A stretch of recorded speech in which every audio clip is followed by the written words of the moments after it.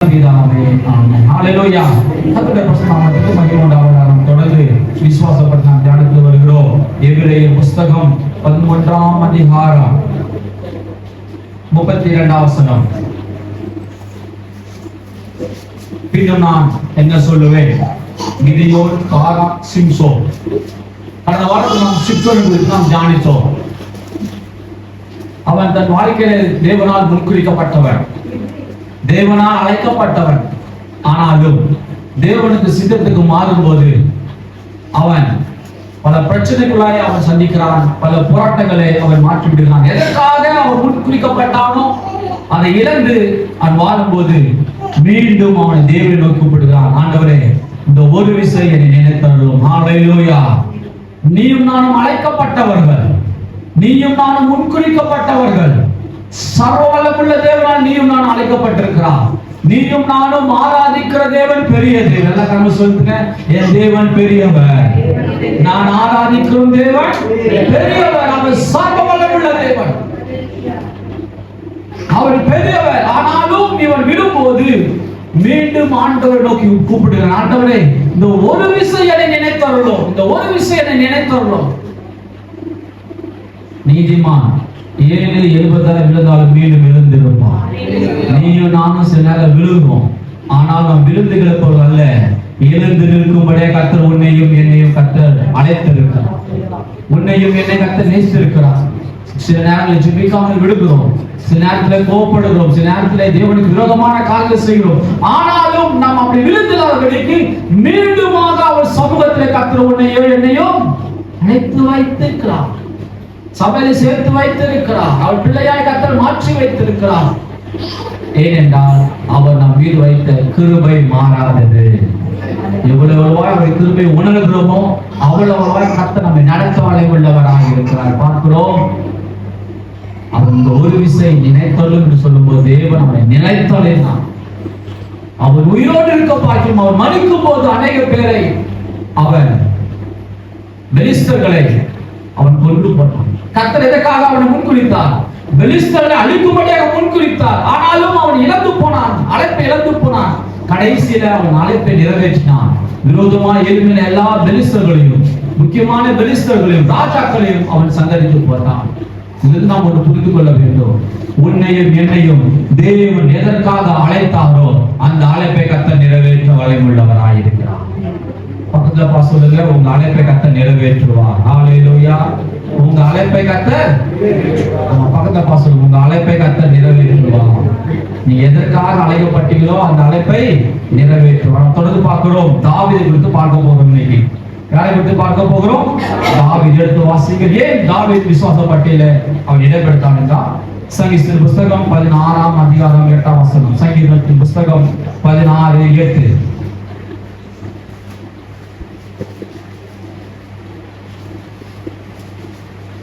கர்த்தரை எப்பொழுதும் எனக்கு முன்பாக வைத்திருக்கிறேன், கர்த்தரை எப்பொழுதும் எனக்கு முன்பதாக வைத்திருக்கிறேன். அவர் என் வலது பாதத்தில் இருக்கிறபடியால் நான் அசைக்கப்படுவேன். அவர் என் வலது பாதத்தில் இருக்கிறபடியால் அசைக்கப்படுவதில்லை. எல்லா காரியங்களும் சொல்லுங்க, கர்த்தரை எப்பொழுதும் எனக்கு முன்பதாக வைத்திருக்கிறேன். கர்த்தரை எப்பொழுதும் எனக்கு முன்பதாக பார்க்கிறோம். சபைக்குள்ளே ஆண்டவரை நான் முதன்மையாக வைக்கிறோம், நல்லதுதான். சபையில வைக்கிறோம். இப்ப வந்தா எல்லாம் தேவனை தான் ஆராதிக்கும், வேற யாரும் ஆராதிக்கல. சபையில் வரும்போது தேவனை ஆராதிக்கிறோம். எல்லா இடத்திலும் தேவனை முதன்மையாக வைக்க வேண்டும். சபையில முதன்மையாக வைக்கிறோம், பிரச்சனை கர்த்தரை தேடுகிறோம், கஷ்டத்துல தேடுகிறோம், துக்கத்திலே தேடுகிறோம், அவமானத்திலே கர்த்தரை தேடுகிறோம், கடன் பிரச்சனை கர்த்தரை தேடுகிறோம். ஆனா நம்ம சொந்த பந்தங்கள் மத்தியிலே கர்த்தரை முதன்மையாக வைக்கிறோமா? நம்முடைய திருமண நிகழ்ச்சியில கர்த்தரை முதன்மையாக வைக்கிறோமா? நம் உறவுகள் மத்தியில கர்த்தரை முன்மையாக வைக்கிறோமா? நீங்க பார்க்கிற கர்த்தரை எப்பொழுதும் எனக்கு முன்பதாக வைக்கிறான்னு சொல்லுகிறார். நாம் சில நேரங்களில் கர்த்தரை முதன்மையாக வைக்கிறோம், நல்லதுதான். ஆனா எல்லா நேரத்திலும் முதன்மையாக வைக்க வேண்டும். சொல்லுங்க, எப்பொழுதும். ஹalleluya. எப்பொழுதும். கல்வி சொல்லுங்க, எப்பொழுதும், எப்பொழுதும் முதன்மையாக வைக்கணும். துக்கத்துல எல்லாரும் நீங்க சொன்னாலும் சொன்ன நீங்க முதன்மையாக வைப்பீங்க. ஆண்டவரே, நீங்க தான் ராஜா, எப்படியாக எங்களை காப்பாற்றணும், நீங்க தான் எப்படியாக எனக்கு உதவி செய்யணும். நீங்க தான் என்னை எப்படியாவது மீட்டு விடணும், என் பிள்ளைகளை காப்பாத்துங்க, என் பிள்ளைகளை ஆசீர்வதிங்க. படிக்கும் போது எக்ஸாம்ல என்ன பண்ணுவோம்? கர்த்தரை முதன்மையாக வைப்போம். எல்லாத்திலும் கர்த்தரை முதன்மையாக வைக்க வேண்டும். துன்பத்தில் வைப்போம், இன்பத்திலும் கர்த்தரை முதன்மையாக வைக்க வேண்டும். இன்னைக்கு எல்லோரும் கொஞ்சம் நல்லா ஆயிட்டா கர்த்தரை என்னது முன்பதாக வைக்க மறந்து விடுகிறார்கள். கர்த்தரை கொடுத்ததை முன்பாக வைத்துக் கொள்கிறார்கள். கர்த்தர் கொடுத்த குழந்தையை முன்பாக வைத்துக் கொள்கிறார்கள். கர்த்தர் கொடுத்த வேலையை முன்பாக வைத்துக் கொள்கிறார்கள். கர்த்தர் கொடுத்த வீட்டை முன்பாக வைத்துக் கொள்கிறார்கள். கர்த்தர் கொடுத்த பொருளை முன்பதாக வைத்துக் கொள்கிறார்கள். ஆனா தாவீது சொல்கிறார், கர்த்தரை எப்பொழுதும் எனக்கு முன்பதாக வைத்திருக்கிறேன். ஒரு நல்ல மனுஷனுக்கு அழகே கர்த்தரை எப்பொழுதும் முன்பதாக வைத்திருக்கிறார். துன்பத்திலும் அவர்தான், இன்பத்திலும் அவர்தான், தொல்லையிலும் அவர்தான், நெருக்கத்திலும் அவர்தான். யோபு சொல்றார் பாருங்க, எனக்கு என்ன வந்தாலும் நான் கர்த்தரை விட்டு பின்வாங்கவே மாட்டேன். அவர் என்னை கொண்டு போட்டாலும் நான் அவர் மேல் நம்பிக்கையாக இருப்பேன். ஆண்டவர் அவனை ஆஸ்வதிக்கும் போது சொல்லலாம், கர்த்தரை எனக்கு முன்பதாக வைத்திருக்கிறேன். அங்கு பொழுது கர்த்தரை முன்பதாக வைத்திருக்கிறேன். நீ எவ்வளவு கர்த்தரை உயர்த்துகிறாயோ, எவ்வளவு கர்த்தரை நீ மகிமைப்படுத்துகிறாயோ, எவ்வளவு எல்லா நேரத்திலும், ஞாயிற்றுக்கிழமை மாத்திரமல்ல, வாரத்தில் ஒவ்வொரு நாளும் நாம் கர்த்தரை சார்ந்து வாழ பழகிக் கொள்ள வேண்டும். எல்லா நேரத்திலும் கர்த்தர் கொடுத்தார், கர்த்தர் செய்தார், கர்த்தர் நாமத்துக்கு மகிமை உண்டாகட்டும் என்று நீங்கள் எல்லா நேரத்திலும் கர்த்தரை மகிமைப்படுத்த வேண்டும். நீங்க மகிமைப்படுத்த நான் சொல்லுகிறேன், உங்களை கர்த்தர் முதுமையாக வைக்க கர்த்தர் கிருபை தர வல்லமையுள்ளவராக இருக்கிறார். தாவீது பார்க்கிறோம், அவருடைய வாழ்க்கையை நாம் நன்கு ஆராய்ந்திருக்கிறோம். தாவீது கர்த்தரால் தெரிந்து கொள்ளப்பட்டவன் தான், சவுல் கர்த்தரால் தெரிந்து கொள்ளப்பட்டவன் தான். ரெண்டு பேரும் கர்த்தரால் தெரிந்து கொள்ளப்பட்டவர்கள் தான். ஆனால் தாவீது எப்பொழுதுமே கர்த்தர் முன்பாக வைத்தான். சவுல் கர்த்தரை முன்பதாக வைக்க மறந்து போய்விட்டான். உலக மக்களை முன்பதாக வைத்தான், தன்னுடைய கௌரவத்தை முன்பதாக வைத்தான், தன்னுடைய உறவுகளை முன்பதாக வைத்தான், தன்னுடைய பெருமையை முன்பதாக வைத்தான். அதனால் அவன் இழந்து போனான். நான் சொல்லுகிறேன், சவுலையும் அழைத்தது கர்த்தர் தான், தாவீது அழைத்தது கர்த்தர் தான், உன்னையும் என்னை கர்த்தர் தான் அழைத்திருக்கிறார். ஹல்லேலூயா. உன்னை என்னை கர்த்தர் முன்குறித்திருக்கிறார். சவுலையும் கர்த்தர் முன்குறித்தாரு, தாவீதும் முன்குறித்தாரு, உன்னையும் என்னை கர்த்தர் முன்குறித்தாரு. ஆனால் சவுல் இழந்து போனான். கர்த்தரை முன்பதாக வைக்காமல் இழந்து போனான். கர்த்தருடைய வார்த்தையை முன்பதாக வைக்காமல் இழந்து போனான். அவனுக்கு தேவையான இந்த ராஜபாரம், நான் ராஜாவாக இருக்க வேண்டும், நான் இந்த பட்டணத்தை ஆள வேண்டும், என் குடும்பத்தை ஆள வேண்டும். கர்த்தருடைய வார்த்தையை அவன் அற்பமாய் எண்ணாமல் போனான், அற்பமாய் எண்ணிவிட்டான். அதனால் ஆண்டவர் அவன் அற்பமாய் எண்ணினான். தெரிந்து கொள்ளப்பட்டதிலே அவன் விழுந்து போனான். இன்னைக்கு நீயும் நானும் எந்த நிலையில் இருக்கிறோம்? தாவீதை போல இருக்கிறோமா, இல்ல சவுலை போல இருக்கிறோமா? தாவீது பிள்ளை சாலமோன் கர்த்தர் எல்லாம் கொடுத்தார், ஞானத்தை கொடுத்தார். ஆனாலும் அவன் எங்க சொன்னான் பாருங்க, கர்த்தரை எப்பொழுது முன்பதாக வைக்க வேண்டும். வச்சானா? கடைசியில் வைக்காமல் போனான். ஹல்லேலூயா. நான் பார்க்கிறோம், கர்த்தரை யார் முன்பதாக வைக்கிறார்களோ அவர்களை மாத்திரமே கர்த்தர் உயர்த்துகிற தேவனாக இருக்கிறான். புதிய ஏற்பாட்டில் பார்க்கிறோம், ஒரு குருடன் இருக்கிறான். இயேசு கிறிஸ்து அங்கு ஊழியத்துக்காக கடந்து போகிறார். மக்கள் எல்லாம் சொல்லுறாங்க, இயேசு கிறிஸ்து அற்புதம் செய்கிறார், அவர் அதிசயம் செய்கிறார். அவன் சொல்லுகிறான், அவனுக்கு ஒரு நம்பிக்கை இருக்கிறது, இயேசு கிறிஸ்து நிச்சயமா என்னை குணமாக்க வல்லமையுள்ளவராய் இருக்கிறார். ஆனால் அவன் எப்படி கூப்பிடுகிறான்?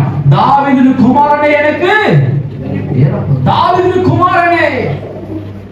தாவீதை கர்த்தர் உயர்த்தி வைக்கிற காரணம், அவன் எப்பொழுதும் கர்த்தர் முன்பதாக வைக்கிறார். நான் சொல்லுகிறேன், நீங்க எப்பொழுதெல்லாம் கர்த்தர் முன்பதாக வைக்கிறீங்களோ அவர் எல்லா இடத்திலும் உங்களை முன்மையாக வைக்க கர்த்தர் வல்லமையுள்ளவராய் இருக்கிறார். உங்க வேலை ஸ்தலத்தை கர்த்தர் முன்பாக வைத்தா உங்களை உயர்த்தி வைப்பார். குடும்பத்துல, நண்பர்கள் மத்தியில, உறவுகள் மத்தியில, சொந்த பந்தங்கள் மத்தியில கர்த்தர் முன்பதாக வைத்து பாருங்கள். அவர் நிச்சயமாய் உங்களை முன்பதாக வைக்க வல்லமையுள்ளவராய் இருக்கிறார். இதை பார்க்கிறோம். சவுலும் இழந்து போனான், சாலமோனும் இழந்து போனான். ஆனால் இந்த தாவீது மாத்திரம் கர்த்தரை உறுதியாய் பற்றிக் கொண்டு கடைசி வரைக்கும் தேவனுக்கு உண்மையாய் இருந்தான். அவன் விழுந்தாலும் மீண்டும் எழுந்து நின்றான். பக்கத்துல சொல்லுங்க, நான் விழுந்தாலும் எழுந்து நிற்பேன். ஆமா, நம்ம பெரிய ஆளா இல்ல, எப்பவுமே நம்ம அவ்வளவு பெரிய நீதிமான் இல்ல. நம் விழுந்தாலும் எழுந்து நிற்க கர்த்தர் நமக்கு கிருபை தருவாராக. விழுந்தாலும் எழுந்து நிற்க, விழுந்தாலும் கர்த்தருக்காக ஊழியம் செய்ய, சோர்ந்து போனாலும் பரவாயில்ல, மீண்டுமாக எழுந்து நாம் ஊழியம் செய்து வேண்டும். எத்தனை ஆண்டுகள் நீங்கள் ஊழியம் செய்து ஒருவர் ரட்சிக்கப்படவில்லை கவலைப்படாதீர்கள். கர்த்தர் உங்களை கொண்டு பெரிய காரியம் செய்ய வல்லவராய் இருக்கிறார். இத்தனை ஆண்டுகள் ஜெபித்து இன்னும் ஆசீர்வாதம் இல்லை, இத்தனை ஆண்டுகள் நான் சபைக்கு வருகிறேன் இன்னும் ஆசீர்வாதம் இல்லை, இன்னும் ஒரு நம்பிக்கை இல்லை என்று கவலைப்படாதீர்கள். கர்த்தர் முன்பாக வைக்க பழைய கொள்ளுங்கள். நிச்சயமாய் கர்த்தர் நம்மை நினைத்ததை அவர் நிறைவேற்ற வல்லவராய் இருக்கிறார். கர்த்தரை எப்பொழுதும் முன்பதாக வைக்க வேண்டும். 16ஆம் அதிகாரம் 11ஆம் வசனம், 16, 11 அதே அதிகாரத்துல 11. ஜீவ மார்க்கத்தை எனக்கு தெளிவுபடுத்துவீர். உம்முடைய சமூகத்தில் பரிபூரண ஆனந்தமும் உம்முடைய வலது பாரிசத்தில் நித்திய பேரின்பமும் உண்டு. ஏன் நாம் கர்த்தரை முன்பதாக வைக்க வேண்டும் என்றால் அவர் ஜீவ மார்க்கத்தை நமக்கு தெளிவுபடுத்தி இருக்கிறார். ஹalleluya. கர்த்தர் உனக்கும் எனக்கும் என்ன சொல்லிருக்கார்? ஜீவ மார்க்கம். அநேக மார்க்கம் இருக்கிறது, அழிந்து போகிற மார்க்கங்கள் இருக்கிறது, பொய்யான மார்க்கங்கள் இருக்கிறது, மனிதனால் உருவாக்கப்பட்ட மார்க்கங்கள் இருக்கிறது. மார்க்கம் என்னது? மதங்கள். அநேக மதங்கள் இருக்குது. மனிதனால் உருவாக்கப்பட்டது இருக்கிறது, பிசாசால் உருவாக்கப்பட்டது இருக்குது, எல்லாமே அப்படிதான். ஆனால் தாவீது சொல்றார், ஜீவ மார்க்கத்தை எனக்கு தெளிவுபடுத்தினீர். எல்லா உற்சாகமாக கையில ஆண்டவரே எனக்கு ஜீவ மார்க்கத்தை கர்த்தர் எனக்கு தெளிவுபடுத்து. நீயும் அவன் தெளிவுபடுத்தி இருக்கிறான். நீ நானும் ஜீவமாக தெரிந்து கொள்ளவில்லை, அவர் உன்னையும் எனக்கு தெரிந்திருக்கிறார். ஏன் அவர் தாவீதை கர்த்தர் முன்பாக வைக்கிறார்? அவர் எனக்கு ஜீவ மார்க்கத்தை கர்த்தர் எனக்கு தெளிவுபடுத்தி இருக்கிறார்.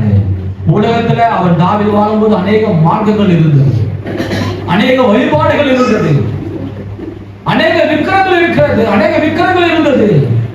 ஆனாலும் அவன் சொல்லுவேன், ஆண்டவரே இவ்வளவு விருத்தங்கள் இருக்கிறது, இவ்வளவு இருக்கிறது, ஆனாலும் எனக்கு நீ ஜீவ மார்க்கத்தை தெளிவுபடுத்தி இருக்கிறேன்.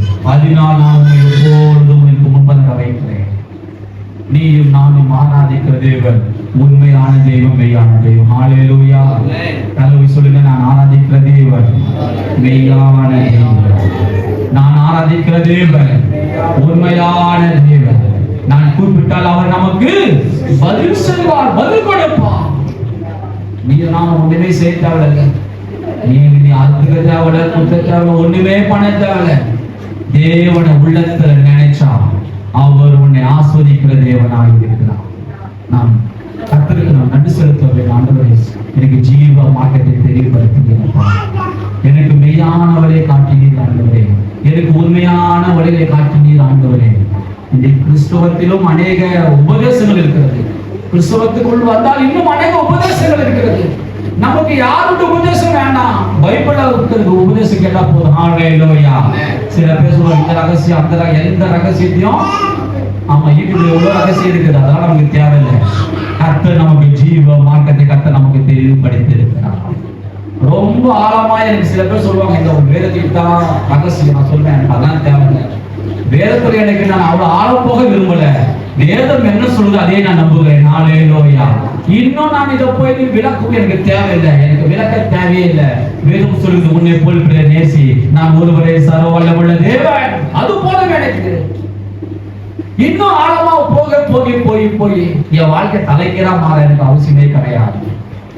அநேக சபைகள் இருக்கிறது, அநேக போதனைகள் எனக்கு தெரிஞ்சவங்க, அநேக சபைகள் போதனையாளர்களாக உபதேசங்கள் மாறி இருக்கிறது. இதை பார்த்தாலே பேசுவாங்க, அவங்க பண்றதா கரெக்ட் நினைப்பாங்க, அவங்க பண்றதா சரி நினைப்பாங்க. நான் ஒருபோதும் ஒரு நாள் வாக்குவாதம் பண்றதே கிடையாது. கூப்பிடுவாங்க என் வீட்டுக்குலாம், நீங்க வாங்க உட்காருங்க, உங்களுக்கு உபதேசம் அவ்வளவு உபதேசம், எனக்கு அந்த உபதேசம் தேவையில்லை. வேதம் என் கையில் இருக்கிறது, எனக்கு நித்திய ஜீவன் என்னோட கூட இருக்கிறார். அவர் சொல்லுகிற பாதை நடந்தா போதும். நான் வேதம் என்ன சொல்லுது, மேலோட்டமா சொல்லுது, அதை நடந்தாலே போதும். உள்ள போய் எனக்கு ஆராய தேவையில்லை. இரக்கமுள்ளவன் பாக்கியவான், இரக்கத்தை பெறுவான். ஆண்டவர் யாருக்கு இரக்கமாக்கணும், எதுக்கு இரக்கமாக்கணும், எப்ப இரக்கமாக்கணும், அதெல்லாம் எனக்கு தேவையில்லை. பைபிள் கொடுக்குது, இரக்கமுள்ளவன் பாக்கியவான், இரக்கத்தை பெறுவான். சமாதானம் பண்ணுகிற பாக்கியவான், தேவனுடைய பிள்ளைகள் என்ன பண்ணுவார்கள், புத்திரர் என்ன பண்ணுவார்கள். அது கேட்டா அவங்க சொல்லுவாங்க, யாருக்கு சமாதானம், எப்போ சமாதானம், அதெல்லாம் நமக்கு தேவையில்லை. பைபிள் என்ன சொல்லுது, சமாதானம் பண்ணுகிறவர்கள் பாக்கியவான்கள். ஆகவே நாம் மேலோட்டமாக வேத வசனங்களை விசுவாசிக்க வேண்டும். வேதம் சொல்கிறது, ஆண்டு சொன்ன நானே வழியும் சத்தியமும் ஜீவனமாய் இருக்கிறேன். அதை சொல்ற யார் வழி, எந்த ஜீவன், என்ன சத்தியம், ஏதோ சொல்ல நமக்கு தேவையில்லை. இயேசு சொல்லிட்டாரு, நானே வழி சத்தியமும் ஜீவனமாயிருக்கிறேன். அவர் சொல்லிட்டாரு, நான் அதை பின்பற்றுவேன். பரிசுத்த வேதம் எனக்குள் இருக்கிறது, ஆண்டவருடைய சத்தியம் எனக்குள் இருக்கிறது, அது எனக்கு வாழ்க்கை போதுமானதா இருக்குது. இன்னைக்கு ஜீவ மார்க்கத்தை கர்த்தர் உனக்கும் எனக்கு வெளிப்படுத்தி வைத்திருக்கிறார். இந்த ஜீவ மார்க்கத்திலிருந்து வழிவிலக கூடாது. தாவீது சொல்ற, ஆண்டவரே எனக்கு ஒவ்வொரு நாளும் எனக்கு ஜீவ மார்க்கத்தை நீ வெளிப்படுத்தினீர். ரட்சிப்பு மட்டுமல்ல, கடைசி வரையிலும் ரட்சிக்கப்பட வேண்டும். ரட்சிப்பு என்பது மரணம் வரைக்கும் நான் உண்மையாக இருக்க வேண்டும். நான் கடைசியில நான் கல்லறைக்கு போக வரைக்கும் கர்த்தருக்கு உண்மையாக இருக்க வேண்டும். கடைசி மூச்சு வரைக்கும் கர்த்தருக்கு உண்மையாக இருக்க வேண்டும். வாழ்க்கையில பழையப்பட வேண்டும். அப்போதான் கர்த்தர் உன்னையும் என்னையும் ஆசீர்வாதம் உள்ளவராக இருக்கிறார். பார்க்கிறோம். தாவீது சொல்ற, கர்த்தர் எப்பொழுதும் எனக்கு முன்பதாக வைத்து, முதலாவதாக நான் முதன்மை வைத்தது அவர் எனக்கு மெய்யான மார்க்கத்தை உருவாக்கியதுனால, ஜீவ மார்க்கத்தை கற்றுக் கொடுத்ததுனால, மெய்யான தேவன் என்பதை புரிந்து கொண்டதுனால, அது மாத்திரமல்ல அவர் என்னை தேடி வந்ததுனால, அவர் என்னை உயர்த்ததுனால, அவர் என்னை ஆசீர்வதித்ததுனால அவரை நான் எப்பொழுதும் முன்பதாக வைத்திருக்கிறேன். இரண்டாவதாக நான் ஏன் அவரை முன்பதாக வைத்திருக்கிறேன்? 18ஆம் 17ஆம் அதிகாரம். என்னிலும் அதிக பலவான்களாய் இருந்த என் பலத்த சத்துருவுக்கும் என்னை பகைக்கிறவர்களுக்கும் என்னை விடுவித்தார். ஆமா, ஏன் நான் அவரை முன்பதாக வைக்கிறேன்னா, பலத்த சத்துருக்கள் என்னை விடுவித்தார். ஹல்லேலூயா. பிசாசுகளிலிருந்து முன்னே என்னை கர்த்தர் விடுதலையாக்கி இருக்கிறார். சொல்லுங்க, ஆண்டவர் என்னை விடுதலையாக்கி இருக்கிறார். பொய்யான வாழ்க்கையிலிருந்து உன்னை முன்னே என்னை விடுதலையாக்கி இருக்கிறார். பிசாசு கட்டிலிருந்து விடுதலையாக்கி இருக்கிறார். பாவ சாபத்திலிருந்து விடுதலையாக்கி இருக்கிறார். தாவீது சொல்றான், என்னிலும் பலவான இருந்தாது, என்னிலும் பலவான எல்லா காலத்திலிருந்து கர்த்தர் என்னை விடுதலையாக்கினார். நான் அவரை எனக்கு எப்பொழுதும் முன்பதாக கர்த்தர் நான் வைத்திருக்கிறேன். துன்பத்திலும் அவர்தான், இன்பத்திலும் அவர்தான், எல்லா நேரத்திலும் அவர்தான். துன்பத்திலும் நீரே, இன்பத்திலும் நீரே, துன்பத்திலும் நீரே, இன்பத்திலும் நீரே, எல்லாம் ஐயா நீதானே, யோவேலையும் ஐயா நீதானே, உம்மை அல்லாமல் எனக்கு யாருண்டு, உம்மை அல்லாமல் எனக்கு யாருண்டு, உம்மை அல்லாமல் எனக்கு யாருண்டு, உம்மை அல்லாமல் எனக்கு யாருண்டு. அவன் இல்லாம நமக்கு யார் உண்டு? துன்பத்திலும் அவர்தான், இன்பத்திலும் அவர்தான். நம் துன்பத்தை மாத்திரம் அவரை வைத்துக் கொள்கிறோம், இன்பத்திலும் அவரை நாம் முன்பதாக வைக்க வேண்டும். தாவீது துன்பத்திலும் வைத்தான். அவன் ஜெயிக்கும் போது கர்த்தரை உயர்த்தினான். அவன் ஆடு வைக்கும் போது கர்த்தரை நம்பினான். அவன் ஆடுகளுக்கு பின்பதாக போகும்போது கர்த்தரை முன்பதாக வைத்தான். தனிமையில தேவனை ஆராதித்தான், தேவனை துதித்தான். தேவன் அவனை ராஜாவா மாற்றினான். அவன் ராஜாவா மாறும் போதும் அவன் பழைய நிலைமையிலே கர்த்தரை துதிக்கிறான். ஹல்லேலூயா.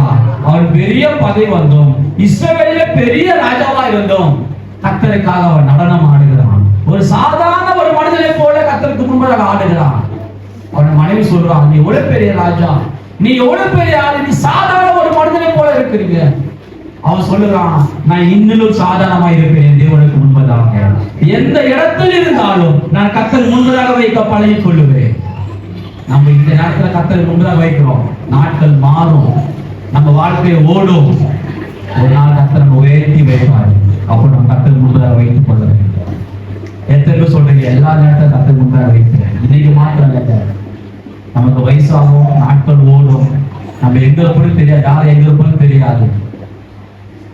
ஆனா அந்த இடத்துல கர்த்தரை நம்ம முன்பதாக வைக்க வேண்டும். எந்த தேசத்தில் இருந்தாலும், எந்த பட்டணத்தில் இருந்தாலும், எந்த குடும்பத்தில் இருந்தாலும், எந்த கிராமத்தில் இருந்தாலும், கர்த்தர் நம்ம எங்க கொண்டு போகிறாரோ, கர்த்தர் நமக்காக எந்த வாழ்க்கை வைத்திருக்கிறாரோ, எந்த இடத்துல நமக்கு தீர்மானம் வைத்திருக்கிறாரோ, எந்த இடத்திலும் கர்த்தரை முன்பதாக வைத்துக் கொள்ள வேண்டும். வைத்துக் கொள்ளும் போதுதான் சொல்லுகிறேன், கர்த்தர் நிச்சயமாய் உன்னை மாத்திரம் என்னை மாத்திரமல்ல, உன் சந்ததி என் சந்ததி கர்த்தர் உயர்த்த வல்லமையுள்ளவராக இருக்கிறார். இது நிமித்தமாக தான் இயேசு கிறிஸ்து தாவீதின் சந்ததியில் வருகிறார். ஹalleluya. ஒரு குடலுக்கு தெரியுது, தாவீதின் குமாரனே எனக்கு இறங்கும். தாவீதை பற்றி அவளை கேள்விப்பட்டிருக்கிறார்கள் இஸ்ரவேல் மக்கள். தாவீதை பற்றி ஏன் என்றால் கர்த்தரை முன்பதாக வைக்கிறவர்கள், கர்த்தரை துதிக்கிறவர்கள், கர்த்தரை ஆராதிக்கிறவர்களை கர்த்தர் நடத்துகிற தேவனாய் இருக்கிறார். அதே அதிகாரத்துல 18ஆம் அதிகாரம் ஏன் கர்த்தரை முன்பதாக வைக்கிறது என்றால் 18ஆம் அதிகாரம் 18ஆம் வசனம். என் ஆபத்து நாளில் எனக்கு எதிர்த்து வந்தார்கள், கர்த்தரோ எனக்கு ஆதரவாய் இருந்தார். ஆபத்து நாளில் எனக்கு ஆதரவாய் இருந்தார். சொல்லுங்க, ஆபத்து நாளில் எனக்கு ஆதரவாய் இருந்தார். எல்லாரும் சொல்லுங்க, ஆபத்து நாளில் எனக்கு ஆதரவாய் இருந்தார். ஆபத்து நாள் நமக்கு ஹாஸ்பிட்டல் போனா நமக்கு எங்கதான் ஜெபம் வரும்னு நமக்கு தெரியாது. இப்போ சும்மா இருப்போம், இப்ப எதெல்லாம் யோசிச்சு இருப்போம், எப்பெல்லாம் செல்போன் நோட்டு எல்லாம் பார்ப்போம். ஆனா ஹாஸ்பிட்டல் போனா எதையும் பார்க்க நமக்கு தோணா. டாக்டர் சொல்லிட்டாருன்னா ஒரு நெகட்டிவா இருக்கு, உங்களுக்கு அது பாசிட்டிவா சொல்லிட்டாருன்னா அவ்வளவுதான். சோத்துறோம் எங்கதான் ஜெபம் வரும்னு தெரியாது, எங்கதான் வேதவசனம் வரும்னு தெரியாது. கர்த்தர் எப்பொழுதும் முன்பாக வைக்கும். ஆபத்துல கொஞ்ச நேரம் எப்ப உங்களுக்கு ஒண்ணுமே தப்பான்னு சொல்லிட்டேன் அவ்வளவுதான். அதோட இயேசுவும் நமக்கு ஒண்ணுமே இல்லை. டாக்டர் நீங்க நல்லா ஆயிட்டாங்கன்னா முடிஞ்சு போயிடுச்சு, இயேசு நமக்கு தேவையில்லை. நம்ம சொல்றது என் ஞாபகம் இருக்குது, நான் ஊருக்கு போகும்போது வரும்போது கொஞ்சம் கார் ப்ராப்ளம் ஆச்சு. ஒரு 10 வருஷம் ஏழைகிலிருந்து வரோம், என்ன பண்றது தெரியல. அவன் அங்கிருந்து ஜோம் பண்ணியே வந்து சொல்லிப்பான், எங்க இருந்து சோத்துறோன்னு ஜோம் பண்ணி வாங்க. அவனுக்கு அது பிரச்சனை, பயம் என்ன ஆக போகுது, எங்க போக ஒண்ணு. வீட்டுக்கு வந்த அப்புறம் சோத்திரம் எங்க போச்சுன்னு தெரியல. உலகப்புறமான காரியம். ஆபத்துல எல்லாம் கத்தரை தேடுவோம், நெருக்கத்துல கத்தரை தேடுவோம், கஷ்டத்துல தேடுவோம், பிள்ளைகளுக்கு முன்னா கத்தரை தேடுவோம். அது நடந்து முடிஞ்சு கத்தரை மறந்து விடுவோம். அது சொல்ற ஆபத்துல எதிர்த்து வந்தால் கர்த்தர் எனக்கு ஆதரவாக இருந்தார். நான் ஆதரவான இந்த தேவனை தேடுகிறேன், எனக்கு ஆதரவாக இருக்க ஆண்டவரை தேடுகிறேன், எனக்கு ஆதரவாக இருக்கிற ஆண்டவரை நான் முதலாக வைத்திருக்கிறேன். அது மாத்திரமல்ல, அது அர்த்தம் அப்படியே அவர் என்னை விசாலமான இடத்தில் என்னை கொண்டு வந்து, அவர் விசாலமான இடத்துல என்னை கொண்டு வந்து என் மேல் பிரியமாயிருந்தபடியால் தப்புவித்தார். என்னை விசாலமான இடத்துல கத்த வைத்தார். ஹல்லேலூயா. ஆபத்து வந்தது, இப்ப விசாலமான இடமும் வந்தது. ஹல்லேலூயா. நெருக்கமும் வந்தது, விசாலமான வந்தது. நெருக்கத்திலே கர்த்தரை தேடினேன், இன்னைக்கு நான் விசாலமான இடத்துல இருக்கிறேன். இன்றைக்கும் கர்த்தரை என்னை தப்புவித்தார். ஹல்லேலூயா. கர்த்தரை நான் எப்பொழுதும் முன்பாக வைக்கிறேன். தாவீதை போல நான் பழகிக் கொள்கிறேன், தாவீதை போல நான் கர்த்தரை பற்றி பிடித்துக் கொள்ள வேண்டும். அவன் எல்லா இடத்திலும் கர்த்தரை துதிக்கிறான். ராஜா அவனுக்கு முன்பதாக அநேக லட்சக்கணக்கான மக்கள் இருக்கிறாங்க. அப்ப சொல்றாங்க, கர்த்தரை உயர்த்தி வைத்தார். ஹல்லேலூயா. எல்லாரும் சொல்றாங்க, ஆண்டவரே இதெல்லாம் நீங்க கொடுத்தது. நான் ஒரு நாளும் நான் சம்பாதிச்சு சொல்லல, நான் ராஜாவான்னு சொல்லல, இதுவரை எல்லாம் நீங்க கொடுத்துட்டப்பா. இந்த ஆலயம் நான் சாலமோன் தேவாலயத்தை கட்டுகிறான். தாவீது சொல்றப்பா, இதெல்லாம் நீங்க கொடுத்தீங்க, அந்த பொருளை சேர்த்து வைக்கலாம். ஒருபோது கூட நான் சேர்த்து வைக்க சொல்லல. கர்த்தர் கொடுத்தாரு, எல்லாம் கர்த்தர் கொடுத்தாரு. கர்த்தர் வாய்க்க பண்ணினாரு, கர்த்தர் கிருபையா இருந்தாரு, கர்த்தர் இரக்கமா இருந்தாரு, கர்த்தர் தயவா இருந்தாரு. எப்பொழுதுமே கர்த்தரை உயர்த்துகிற ஒரு அனுபவம் நம்ம வாழ்க்கையில் இருக்க வேண்டும். நான் போனேன், நான் சம்பாதிச்சேன், நான் எவ்வளவு தெரியுமா கஷ்டப்பட்டேன், நான் வேறு செஞ்சு சம்பாதிச்சேன், ஒன்றுமில்லாமல் போய்விடும். ஒருபோதும் ஒரு நாள் நான் என்ற வார்த்தை நான் பயன்படுத்தவே கூடாது. நான் கஷ்டப்பட்டேன் சொல்லல, நான் சொல்லுங்க, நான் கஷ்டப்பட்டேன், நான் அவமானப்பட்டேன், ஆனா கர்த்தர் என்னை தாங்கி வைத்தார். ஹல்லேலூயா. நான் கஷ்டப்பட்டேன்னு சொல்லலாம், நான் அவமானப்பட்டேன்னு சொல்லலாம், ஆனால் அதை மீட்டது கர்த்தர் என்னை மீட்டு வைத்தார். ஹல்லேலூயா. கர்த்தரை முன்பதாக வைத்துக் கொள்ளுங்கள், கர்த்தரை பொழுது முன்பாக வைத்துக் கொள்ளுங்கள். வைத்துக் கொள்ள உங்கள் சந்ததிகள் ஆசீர்வதிக்கப்படும், உங்கள் பிள்ளைகள் ஆசீர்வதிக்கப்படும். நீங்கள் மேலும் மேலும் உயரப்படுவீர்கள், மேலும் மேலும் கர்த்தருக்காக பயன்படப்படுவீர்கள். தேவன் ஒரு மனிதனை உயர்த்த வேண்டும் என்றால் அவன் கர்த்தரை நினைக்க வேண்டும், கர்த்தரை துதிக்க வேண்டும், கர்த்தரை ஆராதிக்க வேண்டும், கர்த்தரை சேவிக்க வேண்டும், கர்த்தரை பின்பற்ற வேண்டும். நினைக்கிற எல்லா மக்களுக்கும் தேவனுக்காகவும் நான் வாழ வேண்டும், தேவனுக்காக ஊழி செய்ய வேண்டும் என்று எல்லாருக்கும் வாஞ்சிகள் இருக்கிறது, எல்லாருக்கும் ஆசைகள் இருக்குது. ஆனால் அதற்காக என்ன செய்ய வேண்டும்? அது செய்தோமா?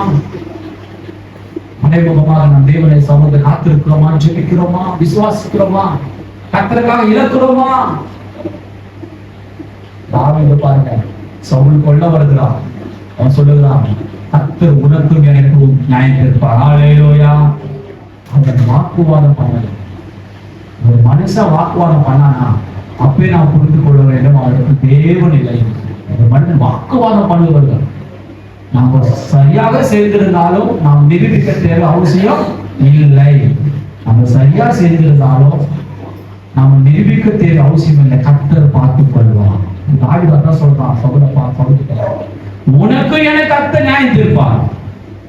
அவன் சொல்றான், இல்ல நான் ரொம்ப தப்பு பண்ணிட்டேன், நீ எவ்வளவு நல்லவன். தாவீது சொல்றான், நீ எவ்வளவு நல்லவன்பா, நீ எனக்கு கொண்டு இருக்கலாம், நான் எவ்வளவு கூட உன்னை கொல்ல தீர்மானித்தேன், நான் உன் கையில மாட்டிக்கிட்டேன், ஆனால் நீ எனக்கு கொள்ளல. அதுக்கு தாவீது சொல்ல, கர்த்தர் உனக்கு எனக்கு நியாயம் தீர்ப்பார். வாழ்க்கை சொல்லுங்க, ஒருபோதும் ஒரு நாள் வாக்குவாதம் வரவே கூடாது, வாக்குவாதம் பேசவே கூடாது. உங்களை யார் என்ன சொன்னாலும் இந்த காதுல வாங்கி இந்த காதல விட்டுங்க. வாக்குவாதம் பண்ற ஆவி கொள்ளாத ஆவி. ஒண்ணு சொன்னா 4 வார்த்தை, ஒண்ணு சொன்னா நம்ம 4 வார்த்தை மாறி மாறி பேசுவோம். நாம பண்றது சரி என்று சொல்லுவோம், சொல்றதுனால ஒன்றும் பிரயோஜனம் இல்லை. மாம்சமான மனிதனுக்கு உங்களை நீதிமான் காட்டுறதுனால ஒன்றும் பிரயோஜனம் இல்லை. நீங்க நீதிமான் சொல்றதுனால உங்க பல்லவத்துல கத்த இடத்த தர போறதே கிடையாது. எந்த ஒரு மனுஷனும் உங்க நீதிமான சொல்றதுனால உங்களுக்கு ஒரு பெரிய ஆசை வரப்போறது கிடையாது. கர்த்தருடைய பார்வையில் நீயும் நானும் நீதிமானா இருக்க வேண்டும். வேத வசனத்துல நீயும் நானும் நீதிமானா இருக்க வேண்டும். நம்முடைய எந்த நேரத்தில் நெருக்கம் வந்தாலும் பிரச்சனைகள் வந்தாலும் நெருக்கலாம் வந்தது, ஆனா கர்த்தர் எனக்கு விசாலமான இடத்துல கத்த கொண்டு போய் வைத்திருக்கார். ஆபத்து வந்தது, நெருக்கமும் வந்தது, ஆனா இன்னைக்கு என்னை கர்த்தர் விசாலமான இடத்துல கர்த்தர் கொண்டு போய் வைத்ததுனால நான் எப்பொழுது கர்த்தர் எனக்கு முன்பதாக வைத்திருக்கேன். கர்த்தரை முன்பதாக வைத்துக் கொள்ளுங்கள். கர்த்தர் நிச்சயம் உங்களை ஆசீர்வதிப்பார். உங்களை மாத்திரமல்ல உங்கள் பிள்ளைகளை ஆசீர்வதிப்பார். நீங்க போகிற இடமெல்லாம் கர்த்தர் புதுவை தர வல்லமையுள்ளவராக இருக்கிறார். அவருடைய சமூகம் உங்களுக்கு முன்பாக கடந்து போகும். நீங்க எங்க போனாலும் அவருடைய சமூகம் முன்பாக போகும். நீங்க அவர் முன்பதாக வைக்கும் போது அவர் உங்களுக்கு முன்பாக கடந்து போவான். கர்த்தரை நீங்க முன்பதாக வச்சீங்கன்னா அவர்களுக்கு முன்பாக கடந்து போவான். உங்களை ஆசீர்வதிப்பார். என்னோட எழுந்து நின்று